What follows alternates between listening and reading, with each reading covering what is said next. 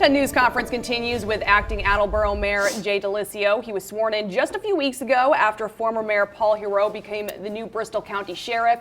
Now he's running against three others to keep that seat. A special election is happening on February 28th, so it's coming close. Thank you so much for joining us, Mayor. So you're running again for this seat in hopes of keeping it. And the outgoing mayor actually left with a pretty interesting proposal, and I'd love to know what you think about this. He wants to make the mayor the chair of the school committee. What are your thoughts? Well, first of all, thanks for having me. This is great to be here today. I think that there's wisdom in having that communication with the mayor and the school committee, but I don't think having the school committee chair be the mayor makes sense. I think there's got to be that separation. And I think that having the school committee that's elected by the electorate in order to make those decisions makes sense. I think having communication and increased communication with the school committee makes a lot of sense. And that's something that I've done in my time over the last 10 years on the city council, is built that relationship, because we have to have that communication. We have to be able to understand the complexities of the school budget. And it takes a little bit of expertise and time. And I don't know that, one, the mayor's going to have the time to commit to that, if I'm being honest. Secondly, just the separation is so important. So your concerns are time management and the separation.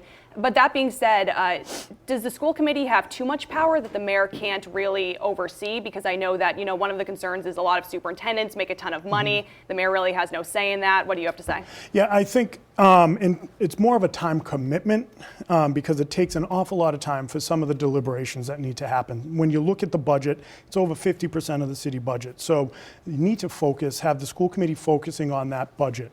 I also think that when we talk about the communication, that piece is just really, really important to have the communication. It's got to be consistent communication. In my role already, I've had a meeting with the superintendent of schools, who I think does a great job. As far as the oversight over the budget and, the salary, I think that's another important piece to keep it separate. It's important to note that we had this in Attleboro several decades ago. It just didn't work out. And I think right now what we have is working. And I think the only area we can continue to improve upon is increasing the communication between the mayor's office and the school committee. I do want to bring up something that was in a local newspaper recently. It was a picture from 2020. It showed you at a rally with people promoting QAnon views. Do you support QAnon? I don't. I 100% do not. And what ended up happening that day is we were at a couple different events. And when you're at events, people are always asking you to take pictures. There was a demonstration at Capron Park. People were talking about the horrors of sex trafficking, human trafficking. So I went over to see what it was about. They asked if I could take a picture. I said, sure. I was not even aware in August of 2020, what QAnon was. There's no proof that it was a QAnon rally. I denounce QAnon. I denounce all extreme political groups on either side of the aisle. There's no place for it in politics, especially in Attleboro. I do have to wonder, though, there were some pretty concerning signs. Did you look around at all, or did you just kind of ignore what was happening and go straight to those people? No, we were having conversations, and I didn't see the signs that were in front of us during the picture. So it was certainly an opportunity that I've learned from. And as soon as there were concern raised that it could have been QAnon, that picture came down within days. I'm also wondering, who sent that picture out? Do you have any idea? Because this happened recently, but the picture's from 3 years ago. It's an election season, and I think that anything can happen during an election season, but we've addressed it, we've moved on, and it's time to talk about the issues facing Attleboro today. All right, so you have several opponents in this upcoming race. One of them is City Councilor at Large Kathleen DeSimone. She has been endorsed by the former mayor. Why did you not get that endorsement? I'm not really sure. I know that the former mayor and I, we agreed on a lot, we disagreed on a lot, but everyone has their choice who they'd like to see. Kathleen was Paul's, and that's okay. What did you disagree on? What would you do differently? I don't know that I'd necessarily do anything differently. I think that as the city council president, there were things he'd sent down, some spending measures, and I'm about protecting the taxpayer. I'm about questioning some of the big ticket items.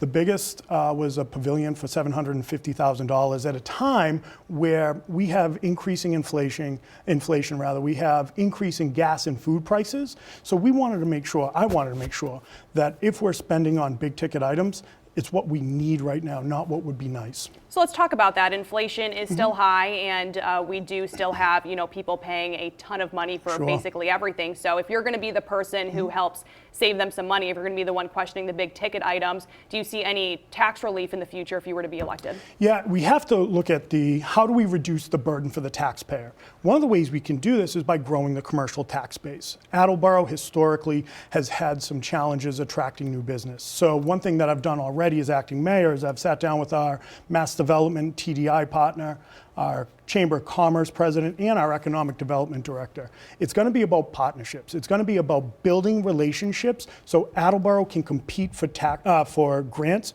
lessening the burden on the taxpayer, and that's the most important thing. This is the city's first ever special election for mayor, Yes. so this is kind of a big deal right here. Do you have any idea how this will impact turnout? Because overall turnout has been, the last election was 22%, so not super high. Typically it's around 30%. What do you think we'll see? Yeah, it's going to depend on the weather, I think. I really do. It's February 28th. Weather. You never know, especially in New England. The weather's held out so far, so that's great. But I think the turnout will be probably right around that 20 to 25% is my gut. I think there's a lot of eyes on this race, just given the fact that it is so historic. And it's the first time that we've had a race like this in Attleboro's history. So we're excited to continue to campaign. And when we look at it, Attleboro needs a strong, steady leadership with institutional knowledge. I am that leader. I'm the only candidate in this race that has the municipal and executive experience to lead Attleboro forward. If you don't win this race, there's another election coming this fall. Would you run again? We'd have to take a look. Papers would become available on March 1st. I'm in a unique situation where if I don't win, I can go back to my role as city council president and I can take a little bit of time to figure out what would make sense. But right now we're doing everything we can to ensure that I win that seat.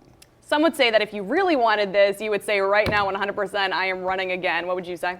I would say I'm running again. This is too important. So you just said that you weren't sure. I would have to take a look at everything, but right now, if I had to decide today, I'm going to run again. This is too important. And real quickly, what's one thing that you want to do for the city of Attleboro? We have 30 seconds. 36. So the biggest thing to me right now is reducing the tax base and taking care of our seniors. So I've spent a lot of time this week working with different ways that we can increase the senior tax abatement, how we can look at a senior means tax exemption, but I've also worked with. All right, so taking care of seniors is a big Absolutely. thing for you. All right, we have to wrap up right now.